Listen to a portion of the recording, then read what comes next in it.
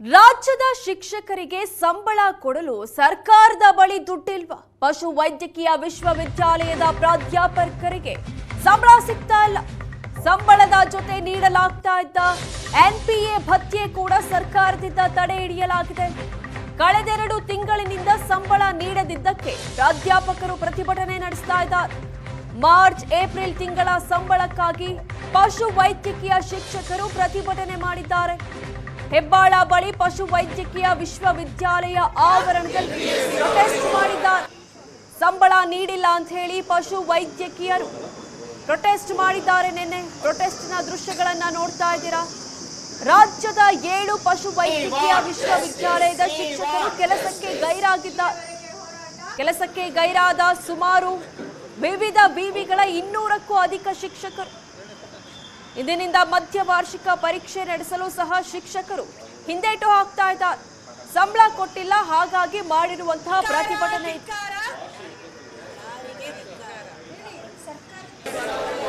March 2026 ನಮ್ಮ ತಿಂಗಳಿಂದ ಈಚೆಗೆ ಈ ಒಂದು ಗೌರವಧನವನ್ನು ನಿಲ್ಲಿಸಿರ್ತಾರೆ. ಎಲ್ಲ ಶಿಕ್ಷಕರಿಗೂ ಆ ಒಂದು ಗೌರವಧನ ಕೊಡುವನ್ನು ನಿಲ್ಲಿಸಿದ್ದಾರೆ ಮತ್ತು ಸ್ಯಾಲ್ರಿ ಕೂಡ ಬಂದಿಲ್ಲ ನಮಗೆ. ಇನ್ನು ಈ 20% ಮೂಲ ವೇತನದ 20% ನಮಗೆ ಗೌರವಧನ ಕೊಡ್ತಾ ಇದ್ರು ಮೇಡಮ್ ಪ್ರತಿ ಶಿಕ್ಷಕರಿಗೆ. ಇದರ ಕೂಡ ಉದ್ದೇಶ ಏನಂತಂದರೆ ಎಲ್ಲ ಶಿಕ್ಷಕರು ಮತ್ತು ಸಂಶೋಧಕರು ತಮ್ಮ ಎಲ್ಲ ದಿನದ ಅವಧಿಯಲ್ಲಿ ಶಿಕ್ಷಣದ ಜೊತೆಗೆ ಬೋಧನೆ ಜೊತೆಗೆ ಸಂಶೋಧನೆ ಅಷ್ಟೇ ತೊಡಗಿಸಬೇಕು. ಯಾವುದೇ ರೀತಿಯ ಖಾಸಗಿ ವೃತ್ತಿಯಲ್ಲಿ ತೊಡಗಿಸ್ಕೋಬಾರ್ದು.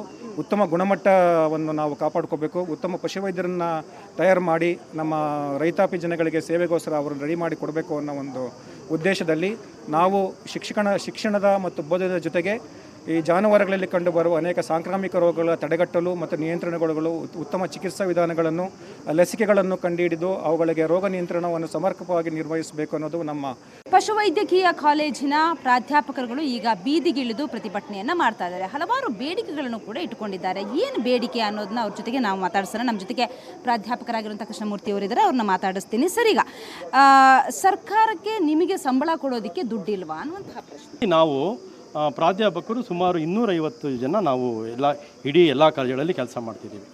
ನಮಗೆ ಏನಂತ ಅಂದರೆ ನಾವೆಲ್ಲರೂ ಈಗ ನೋಡಿ PG, PhD, MUSc, PhD ಎಲ್ಲ ಮಾಡಿಕೊಂಡು ನಾವು ಪ್ರೊಫೆಸರ್ ಆಗಿರೋವಂಥದ್ದು.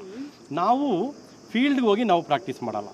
ಯಾಕೆ ಅಂದರೆ ನಾವು ಎಲ್ಲ PhDಗಳೆಲ್ಲ ಮಾಡಿಕೊಂಡು ನಾವು ಒಂದು ನೆಟ್ ಅಂತ ಎಕ್ಸಾಮ್ಸ್ ಬರುತ್ತೆ, ಅದೆಲ್ಲ ಪಾಸ್ ಮಾಡಿಕೊಂಡು ನಾವು ಪ್ರಾಧ್ಯಾಪಕ ವೃತ್ತಿಗೆ ಬಂದಿರ್ತೀವಿ.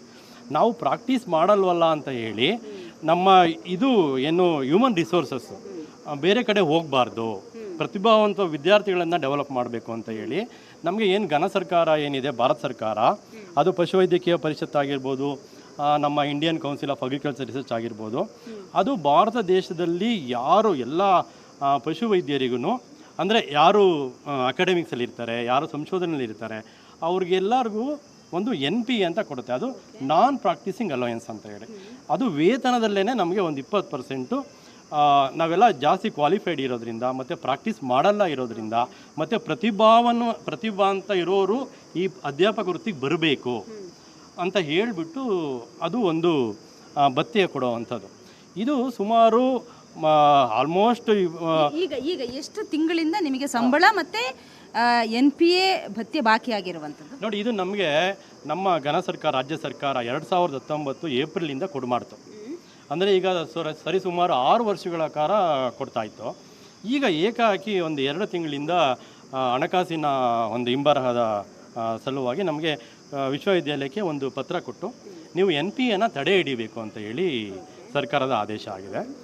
ಅದರ ಪ್ರಕಾರವಾಗಿ ನಮ್ಮ ವಿಶ್ವವಿದ್ಯಾಲಯ ನಮಗೆ NPAನ ಈಗ ತಡೆ ಹಿಡಿದಿದೆ. NPA ತಡೆ ಹಿಡಿದ ಜೊತೆಗೆ ನಮಗೆ ಈಗ 2 ತಿಂಗಳಾಯಿತು ಮೇಡಮ್. ಇದು ಮಾರ್ಚ್ ಏಪ್ರಿಲ್. ನೋಡಿ, ನಮಗೆ ತಿಂಗಳಿಗೆ ಅದು ಒಬ್ಬೊಬ್ಬರಿಗೆ ಒಂದೊಂದು ಥರ ಬರುತ್ತೆ. ಅಂದಾಜು ನಮಗೆ ವೇತನದಲ್ಲಿ ಅಂದರೆ ಈಗ ಅಸಿಸ್ಟೆಂಟ್ ಪ್ರೊಫೆಸರ್ಗೆ ಒಂದು 40,000, ಅಸೋಸಿಯೇಟ್ ಪ್ರೊಫೆಸರ್ಗೆ 50,000, ಪ್ರೊಫೆಸರ್ಗಳಿಗೆಲ್ಲ ಒಂದು 60,000. ಇದು ನಾನು NPA ಹೇಳ್ತಾ ಇರೋದು.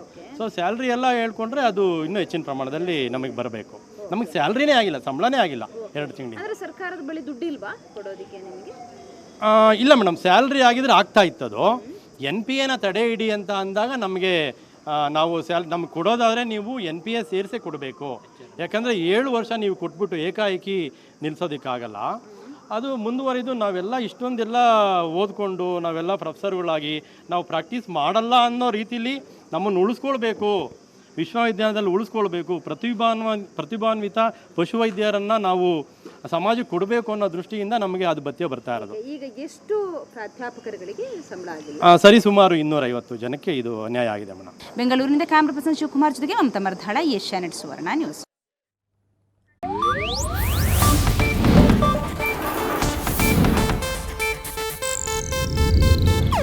ಇದು ಏಷ್ಯಾನೆಟ್ ನ್ಯೂಸ್ ನೆಟ್ವರ್ಕ್ ಪ್ರಸ್ತುತಿ.